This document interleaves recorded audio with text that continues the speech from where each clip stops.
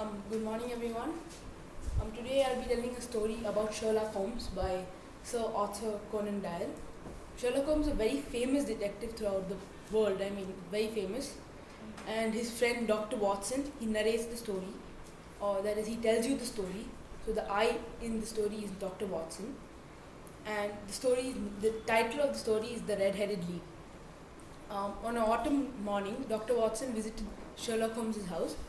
He saw a red-haired man there, as fiery red color, and what's it called? Um,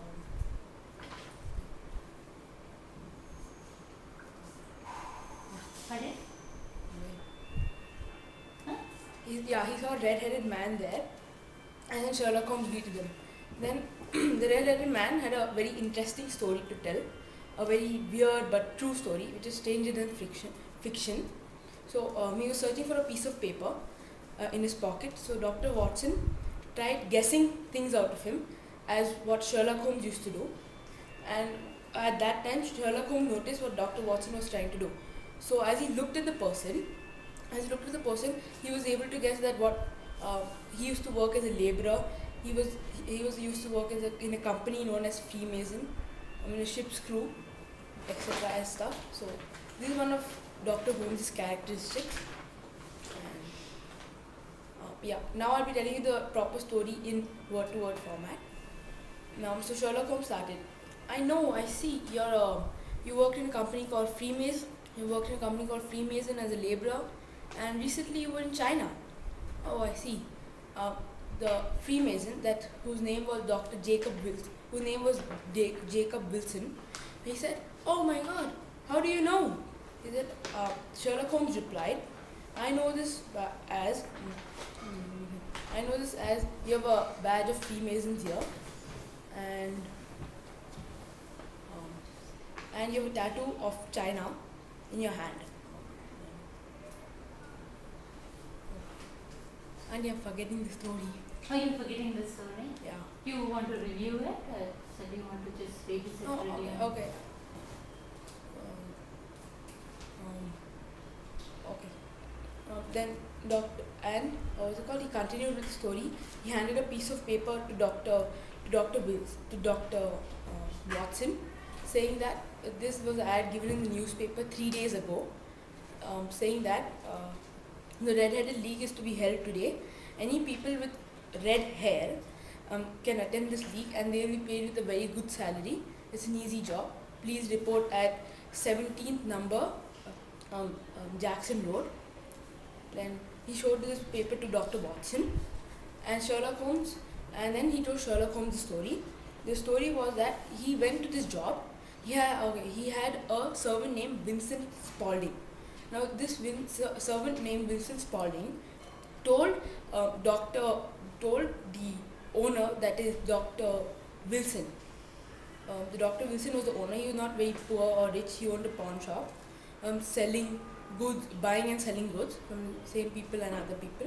So his servant named Wilson Spaulding sold it. Told him about the story. So Dr. Wilson went to the place to get the job, and he did get the job after a lot of people. There were full of people with red hair, and he did get the job. And then after he got the job, after 8 weeks of working, he suddenly lost the job. Just suddenly, he said, "This league is no more." He went searching throughout town and found no job such as this. So he went to Sherlock Holmes, the most famous detective that time of London, and he said that, "I've lost my job," and told him the story. Now Sherlock Holmes realized that there's something fishy about this. That Wilson, according to Dr. Wilson, as Vincent Spaulding was described, he looked like a criminal. So Sherlock Holmes realized that Vincent Spaulding's plan and the league's plan was that to get the owner of this thing, that is Dr. Wilson, outside of the restaurant, so they could dig a hole into another bank. Now Sherlock Holmes comes and helps Sherlock Holmes find this case, as he goes around in front of the house tapping to see if there's anything hollow. And he goes tapping and he sees nothing hollow. So when he rings the doorbell, he sees Mr. Vincent Spaulding, as described, and he sees his pants which are dirty. Okay, his pants which are dirty. So he realizes, yeah, there is some tunnel digging here. So he goes to the back and again taps. He realizes something hollow. So when he goes to the back, there's another big main road. Now when he looks at the main road, he sees various buildings, and out of one which is a bank. Now Mr. Watson, the narrator, is not able to understand anything.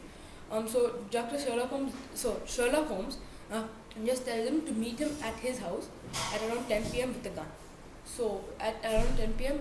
they meet Sherlock Holmes with another two people, the owner of the bank and a police inspector. So when they go to the bank, they enter the bottom, and over there they wait for some time, and suddenly they see a spark of light.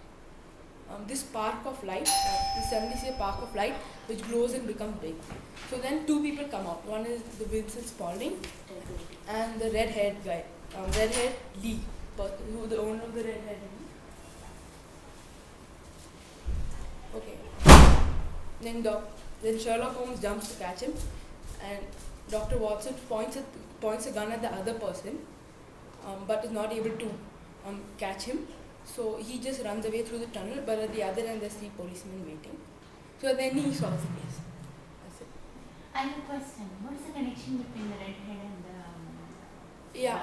the... So the red-haired league was set up by the owner, or the red-haired league was set up by another red-haired person. Okay, another red-haired person.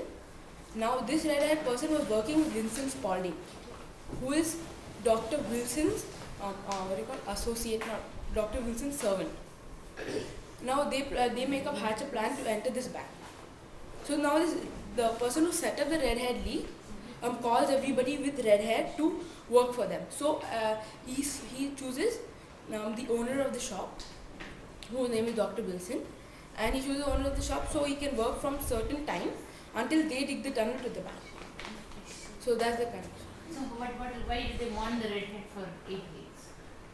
They wanted him for 8 weeks so he can be out of the shop. So while they dig the tunnel. Okay. Because it's a very big story. I learned it, but